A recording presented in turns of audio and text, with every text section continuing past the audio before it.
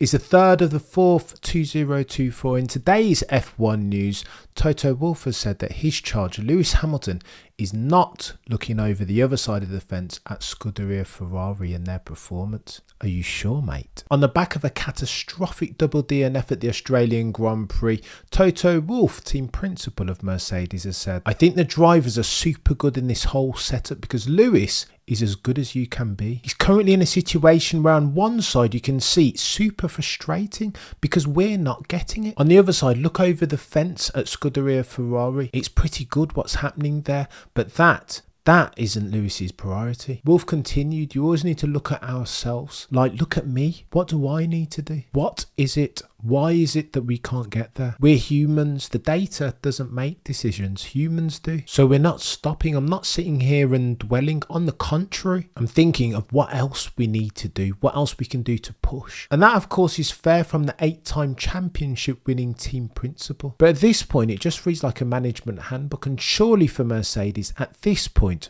first order priorities should be less talk, more action. Because this weekend's race is the Japanese Grand Prix at Suzuka, a track around which there is no place to hide because there is a bit of everything: high speed turns, medium, low speed too, the 130R lest we forget. Any car which papers over its aerodynamic efficiency cracks will get found out. And testament to that fact, in stark contrast to the soft compounds that Pirelli brought to the Australian Grand Prix, this time it's hards. C1, C2 and C3 are the compound of choice. Unless we forget, changeable conditions and rain is forecast. Expect 2024 Reagan Masters Messrs Verstappen and Hamilton then to go well. Although in no small part due to their respective machinery, one potentially more well than the other. And Ferrari veteran Jacques Clear has spoken to this, saying that Suzuka is one hell of a measuring stick. At that kind of circuit, about your car, you will find out all that you need to know. Mercedes technical director James Allison concurs, saying Suzuka is a track with plenty of fast corners, but also some slowish hairpin turns, so it's a real test of any car. Oh, and by the way, Toto Wolff, who had planned not to be in attendance at Suzuka, well, the Mercedes TP has had a change of heart, and Mercedes have now confirmed that the Austrian will be in attendance at the Japanese Grand Prix. Wolff's change of schedule, it's reported, comes on the back of the material underperformance of the last 3 races. Oh, the humanity. Though going forward for the rest of the season, it's said that the Austrian maintains a fluid schedule. This much to the dismay of Mercedes fans all around the world. Surely there's upside to be gained from having the team principal, the inspirational leader, there on the pit wall in situ. And in other news, an old Toto Wolff quote about Abu Dhabi 21 is doing the rounds yet again. This, of course, in response to Lewis's interview for GQ magazine. When asked whether the 7-time champion felt like he'd been robbed, he responded, "Obviously." Well, you know the story already. Toto says, "When I think about what happened that day, it was so unfair to Lewis and to the team that one individual didn't follow the rules and just let it happen. To us, he is a totally unimportant person. He lives on the other side of the world and nobody's interested in him. He really was a pathological maniac." Safe to say then that Messrs Wolff and Masi not on good terms. And in other news, one David Sanchez has quit McLaren, saying that the reality of his role didn't align to what it was pitched to him on paper. This will have come as a shock to CEO Zak Brown. David Sanchez has only just joined. As a team that pitches itself as open and honest, for McLaren's PR, that's not a good look. Team principal Andrea Stella has said that this is part of an evolution, that they are optimising for their organisational structure. Rob Marshall will assume the role of chief designer. Neil Haldy moved to technical director of engineering. Peter Prodromo will continue in his role as technical director of aerodynamics. Fair play. And regarding the Horner scandal, the BBC reports that the complainant is said to be intimidated, scared, lonely, very upset. A friend of the complainant says it's impossible to understand what it's been like for her. She can't and she won't talk, but I will tell you what it's doing to her. Every time I've asked her something about it, she breaks down and says that she's got nobody to talk to. A Red Bull spokesperson said that both parties in this matter have signed confidentiality agreements, so neither can talk about it. The complainant says that given the information, she doesn't understand how an independent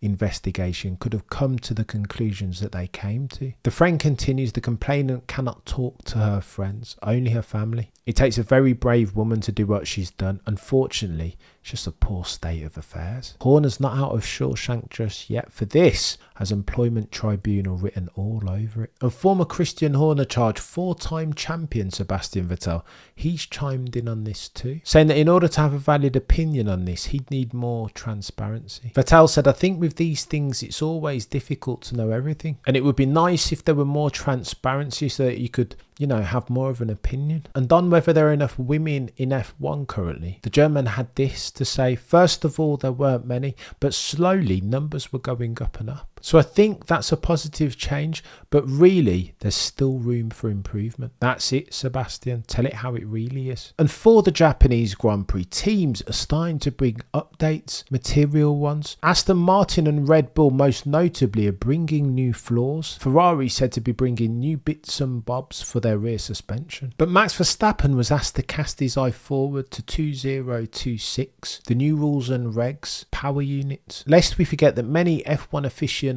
are speculating that in 2026, the likes of Mercedes and Ferrari, being the power unit behemoths that they are, will take a step on, will close that gap to Red Bull. Max, in true Max fashion, responded, I mean, if I have to speculate about everything, I can speculate whether I'll be alive tomorrow. He continues, we know it's a big task and we don't take that lightly. And of course, with so many well-established engine manufacturers, we don't think it's going to be easy to beat them. But we have a lot of good people on the ground and they're working really hard on the project. Time will tell, of course. And this won't make great reading for one Toto Wolff, who will have hoped that Max Verstappen's apprehension going into 2026 might strengthen his position. Max, after all, is still #1 on Toto's list to replace Lewis Hamilton. With a view to increase his bargaining power, Toto has targeted the right-hand man of Adrian Newey, aerodynamic whiz kid Pierre Vacher. Toto not too keen then on losing Max for a second time. And in other news, Sauber anticipating more pit stop woes at the Japanese Grand Prix. They understand that their problem relates to the lightweight material of which